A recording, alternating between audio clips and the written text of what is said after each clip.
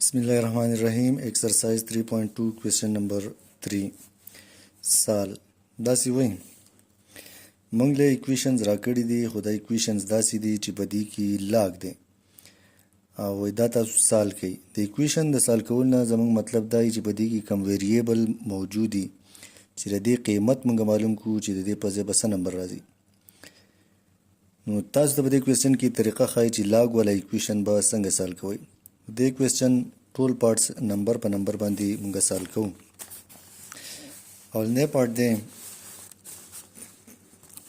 log of 125 to the base under the root 5 equal to x یو لاګ والا ایکویشن دی او دا موږ سال کوو نو د ټولو نه مخکې چې تاسو کله یو لاګ والا ایکویشن سال کوئ نو تاسو به دا اولنی کار دا کوئ چې دا به تاسو ایکسپوننشل پام ته اړوئ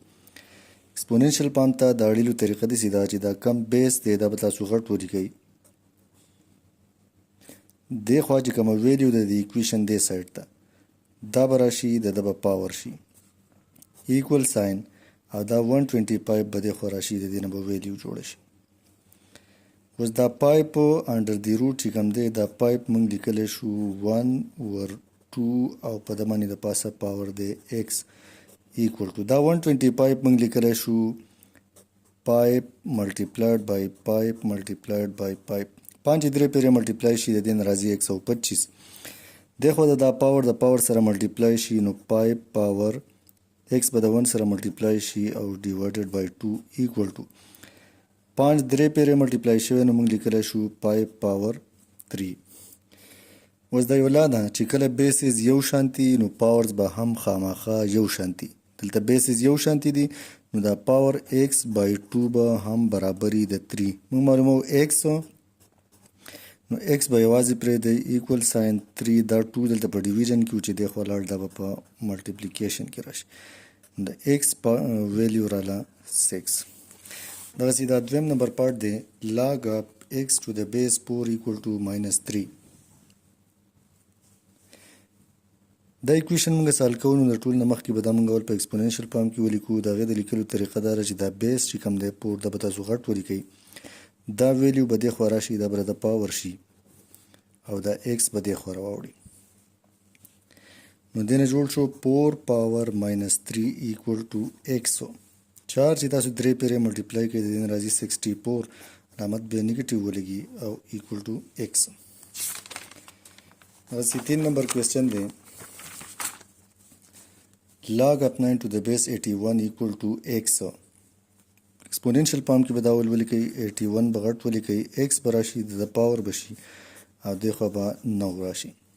دا 81 موږ لیکلی شو 9 سکویر او د پاور به واخلئ x equal to 9 دا 9 سکویر موږ ځکه ولیکو چې دې خوا 9 دی نو موږ د دې نه هم یو نمبر جوړو چې د دې بیس یو شانتي شي موږ ته ځکه 9 پکار دی دا پاور به د x سره ملټیپلای شي 9 پاور 2x equal to 9 بیسز بیا یو شانتي دي نو پاورز به هم یو شانت شي دا پاور 1 دی نو 2x به برابر شي دا 1x equal to 1 by 2 دغسې 4 نمبر کوېسچن دی log of 5x plus 1 to the base 3 equal to 2 exponential فارم کې به ولیکئ 3 به غټ ولیکئ 2 به راشي د پاور به شي equal to 5x plus 1 نه به دې خوا ویلیو جوړه شي 3 پاور 2 3 چې دوه پیرې ملټیپلای کې د دې نه راځي 9 equal to 5x plus 1 دا پلس 1 به دې خوا راوړئ دا به ماینس شي او دې خوا پاتې شي 5x 9 نه چې 1 ماینس کې د دې نه راځي 8 equal to 5x موږ ته x پکار دی سره په ملټیپلیکیشن کې 5 دی دا به دې خوا راوړئ نو دا په ډیویژن کې راشي او دا شو زموږ د x ویلیو دغسې دا بل کوېسچن دی log of x to the base 2 equal to 7 ایکسپوننشل فارم کې به 2 غټ ولیکئ 7 به راشي د پاور به شي او دا x به دلته راشي 2 له به تاسو 7 پیرې ضرب ورکړئ داسې 2 ضرب 2 ضرب 3 4 5 6 او 7 equal to x 2 دونی 4 4 دونی 8 8 دونی 16 16 دونه 32 32 دونی 64 64 له به ضرب ورکړئ په 2 کې نو دین راځي 128 دغسې دا بل کوېسچن دی log of 0.25 to the base x equal to 2 ایکسپوننشل پام کې چې دا لیکو x به غټ ولیکئ 2 به د پاور شي equal to 0.25 موږ ته x پکار دی خو دلته x باندې پاور سکویر دی نو سکویر په سکویر روټ کینسل ختمیږي x سکویر د به هم سکویر روټ واخلئ او د 0.25 به هم سکویر روټ واخلئ دا سکویر روټ او دا سکویر به کینسل شي نو x equal to او د 0.25 سکویر روټ برابري د 0.5 بل کوېسچن دی log of 0.001 to the base x equal to -3